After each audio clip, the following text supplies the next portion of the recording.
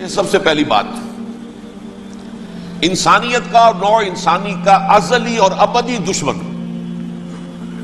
وہ ابلیس لعین ہے۔ یہ چونکہ چیزیں ایسی ہیں کہ جو ماوراء الطبیعات سے متعلق ہیں۔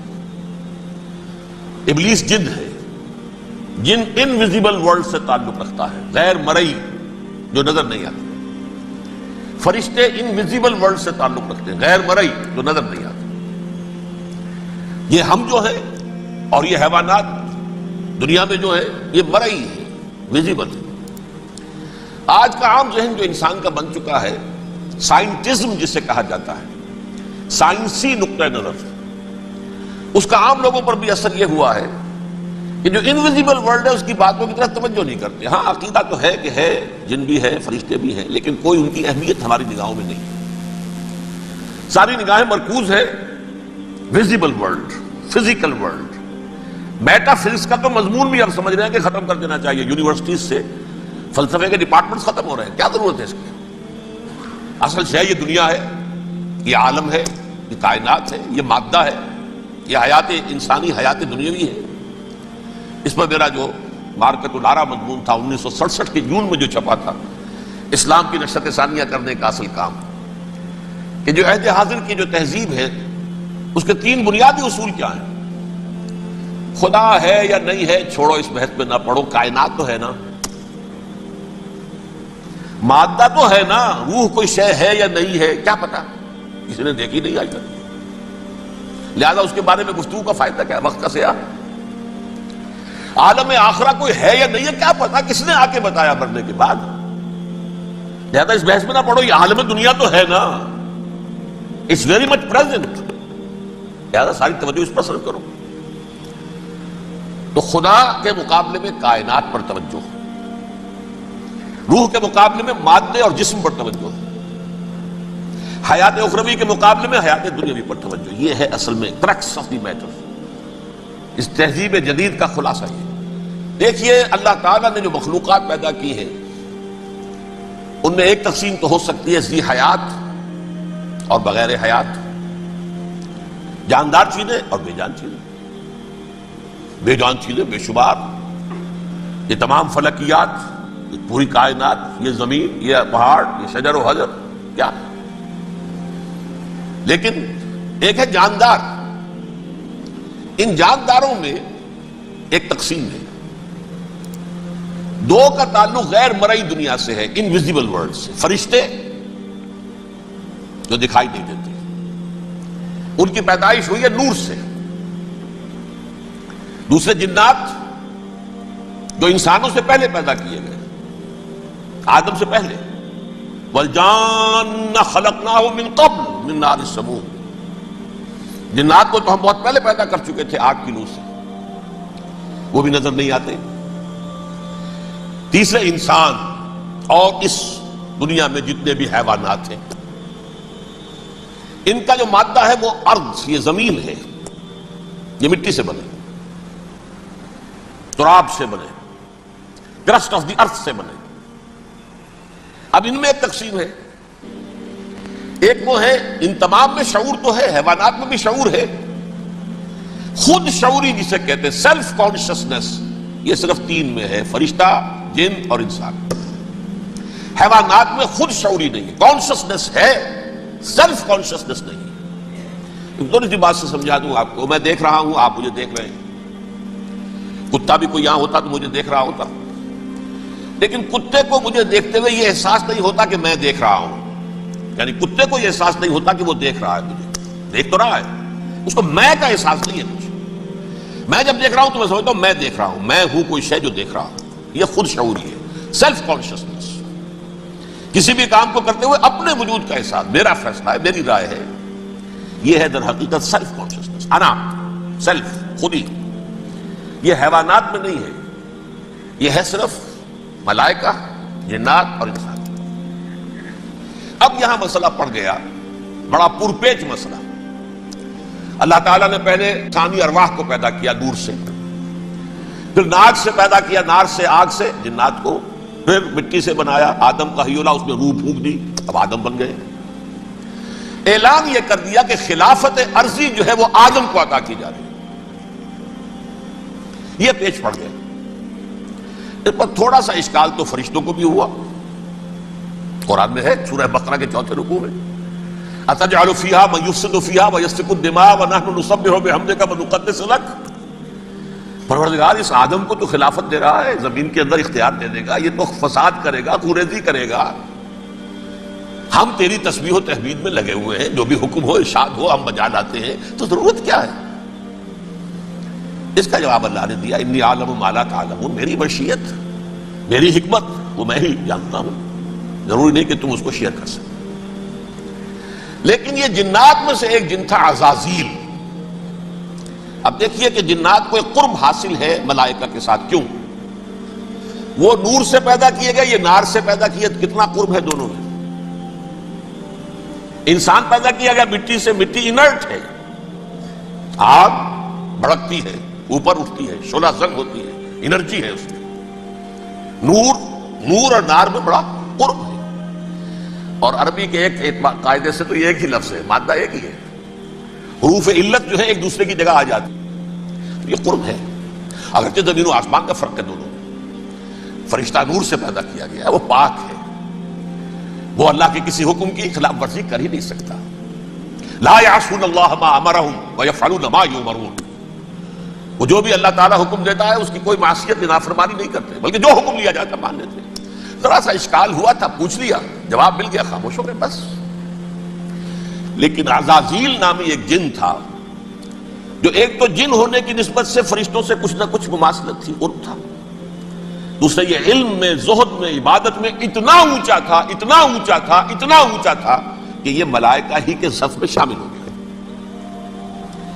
اس نے علم بغاوت بلند کر دیا. جب حکم دیا گیا کہ سجدہ کرو آدم کو، اب یہ دیکھیے کس قدر یہ اہم مضمون ہے. آپ سوچ رہے ہیں یہ باتیں آج پہلی مرتبہ ہمیں اس طرح سنائی جا رہی ہیں. یہ باتیں تو علم میں آتی نہیں ہمارے. وجہ کیا ہے؟ آپ کو دلچسپی نہیں ان چیزوں سے. جدید تہذیب نے ان چیزوں کی اہمیت کو زیرو کر دیا. قرآن میں اہمیت کا کیا عالم ہے؟ 7 جگہ یہ مضمون قرآن میں آیا ہے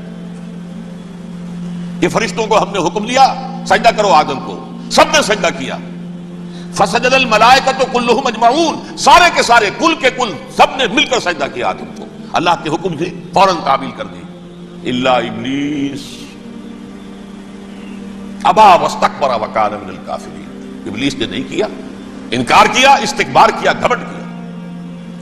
اور اس کو سورہ کہف میں بیان کر دیا گیا. یہ اس لیے کہ وہ اصل میں جنات میں سے تھا، اگرچہ شامل تو تھا فرشتوں میں اس وقت. کانا من الجن ففسق عن امر ربہ، وہ اصل میں جنات میں سے تھا.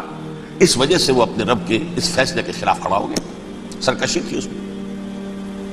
یہ معاملہ اتنا اہم ہے، اب آپ سمجھیے کہ 7 مرتبہ سورہ بقرہ، سورہ اعراف، سورہ حجر، سورہ بنی اسرائیل، سورہ کہف، سورہ طٰہٰ، سورہ صاد، 6 مکی صورتوں میں ذکر ہے یہ، اور ایک مدنی صورت سورہ بقرہ. ان میں سے اکثر مقامات پر پھر جب اللہ نے کہا کہ اچھا تم نے یہ سرکشی کی ہے اور ہمارے حکم کی خلاف ورزی کی ہے تو یہاں سے نکل جاؤ، دفع ہو جاؤ، تم مردود ہو، مردود ملعون. ان علیک لعنتی الی یوم الدین، اب تجھ پر لعنت رہے گی میری قیامت کے دن تک. اس نے کہا اچھا پروردگار پھر مجھے ذرا مہلت دے دے. رب فانظرنی الی یوم یبعثون، قیامت تک میری زندگی طویل کر دے. فذهب فإنك من المنظرین، کہہ دیا اچھا جاؤ، تمہاری یہ درخواست بھی ہم نے قبول کی. انہوں نے کہا پروردگار اب میں اس آدم کو بھی گمراہ کر کے چھوڑوں گا اور آدم کی نسل کو تباہ کر کے چھوڑوں گا.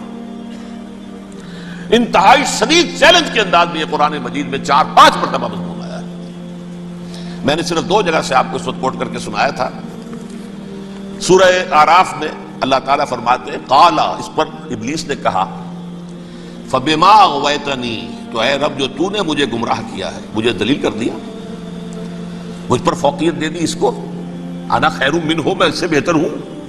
خلقتنی من نار وخلقتہ من طین، بنایا تو نے مجھے آگ سے اور اس کو بنایا مٹی سے. پھر مجھ سے مطالبہ کہ میں سجدہ کروں، اور میں نے سجدہ نہیں کیا تو تو نے مجھے ملعون قرار دے دیا. قال فبما اغویتنی لاقعدن لهم صراطک المستقیم، اب میں یہ نسل آدم کے لیے اس کو برباد کرنے کے لیے تیرے سیدھی راہ کے اوپر گھات میں بیٹھوں گا، سیدھے راستے پر چلنے نہیں دوں گا۔ ثم لآتینہم من بین ایدیہم، پھر میں ان پر حملہ آور ہوں گا ان کے سامنے سے بھی، ومن خلفہم ان کے پیچھے سے بھی، وعن ایمانہم ان کے داہنی جانب سے بھی، وعن شمائلہم ان کے بائیں جانب سے بھی، ولا تجد اکثرہم شاکرین، اور تو دیکھے گا کہ ان کی اکثریت تیری شکر گزار بندوں پر مشتمل نہیں ہوگی۔ یہ چیلنج تھا، اور ایک چھوٹا سا چیلنج جو سورہ صاد میں آیا ہے، اور یہاں تو اس نے اللہ کے جلال کی قسم کھا کر کہا، قال فبعزتک لأغوینہم اجمعین، اے رب تیری عزت تیرے جلال کی قسم ہے میں ان سب کو گمراہ کر کے چھوڑوں گا، الا عبادک منہم المخلصین، سوائے ان میں سے وہ کچھ لوگ جنہیں تو خالص اپنا بندہ بنا لے، جنہیں تو اپنا بندہ بنا لے۔ مخلص، مخلص نہیں، مخلص یہ مفعول ہے، فاعل نہیں ہے، جسے تو بنا لے۔ بعض لوگوں کو اللہ چن لیتا ہے، ہو اجتباکم، تمہیں چن لیا ہے، استفاء اجتباء، وہ بچیں گے جن کو تو اپنی خاص امان میں لے لے گا، باقی میں سب کو گمراہ کر کے چھوڑوں۔ یہ ہے اصل دنیا میں نوع انسانی کا ابدی دشمن، ازلی سے ابدی تک۔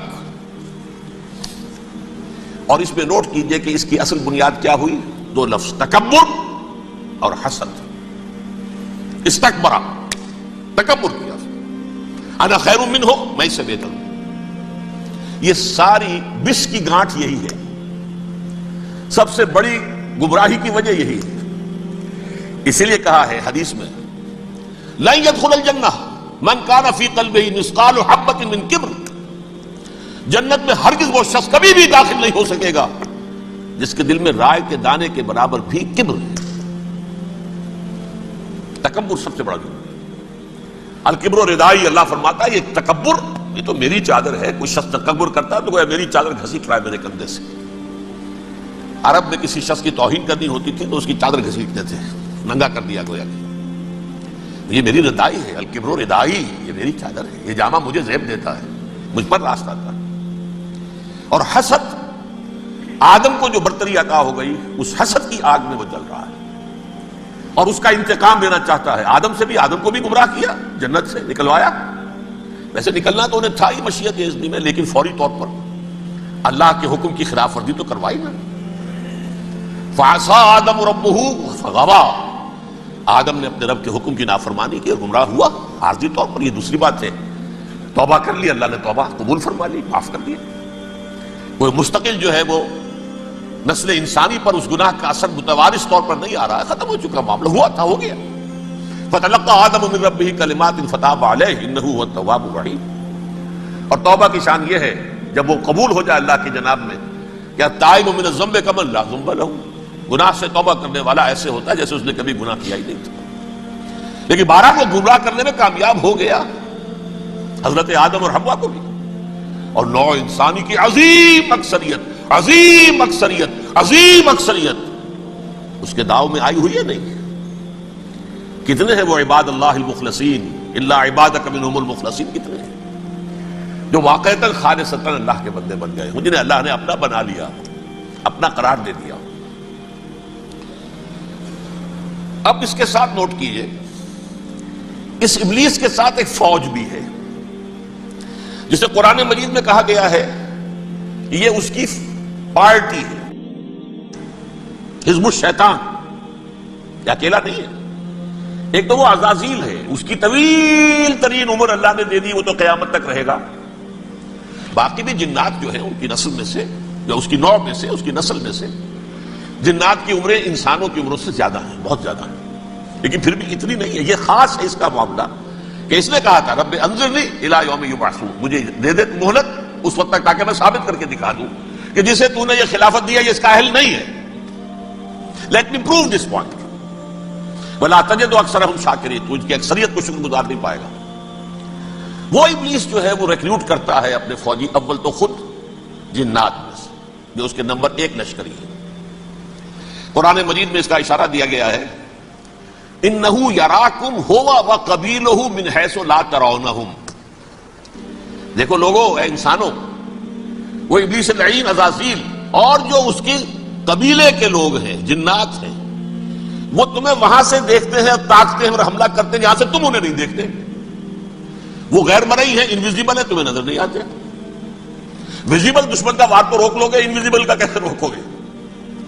انہو یراکم ہوا وقبیلہ، اکیلا ہی نہیں ہے وہ تو تمہیں تاکتا ہے، تم پر حملہ کرتا ہے، گھات میں لگ کر جو ہے تمہارے اوپر حملہ کرتا ہے، وہ بھی اور اس کے ساتھ اس کے قبیلے کے لوگ، جنات بھی، من حیث لا ترونہم، جہاں سے کہ تم انہیں نہیں دیکھتے. لیکن اس کے علاوہ وہ انسانوں میں سے بھی ریکریوٹ، رنگ روٹ وہ برپا کر، وہ جو ہے ان کو اپنے پاس رکھتا ہے فوج کے اندر. جس کی سب سے بڑی مثال کیا ہے؟ سورہ مجادلہ میں اللہ تعالیٰ نے منافق، حالانکہ وہ کون تھے؟ بظاہر حضور کا کلمہ پڑھنے والے، حضور کے پیچھے نماز پڑھنے والے، اسلام کا دعویٰ کرنے والے، ان کو اللہ فرماتا ہے اولئک حزب الشیطان الا ان حزب الشیطان هم الخاسرون، یہ شیطان کی پارٹی کے لوگ ہیں. وہاں مقابلے میں آیا ہے اولئک حزب اللہ الا ان حزب اللہ هم المفلحون. یہ دو پارٹیاں ہیں، حزب اللہ اللہ کی پارٹی جو اس کے مخلص بندے ہیں، وہ اللہ کی پارٹی ہے، اور جو شیطان کے مرید بن گئے اس کے ہاتھ پر بیعت کر لی، لہذا وہ اس شیطان کی پارٹی کے لوگ ہیں، چاہے وہ انسان ہو چاہے جن ہو. تو انسانوں میں سے بھی اس کے حزب میں، اس کی پارٹی میں اس کے ایجنٹ ہیں اور بہت ہیں، بلکہ بہت سے تو ایسے ہیں کہ جو جنات کے بھی کان کتر دیں، ان کو بھی شیطنت سکھا دیں، پڑھا دیں.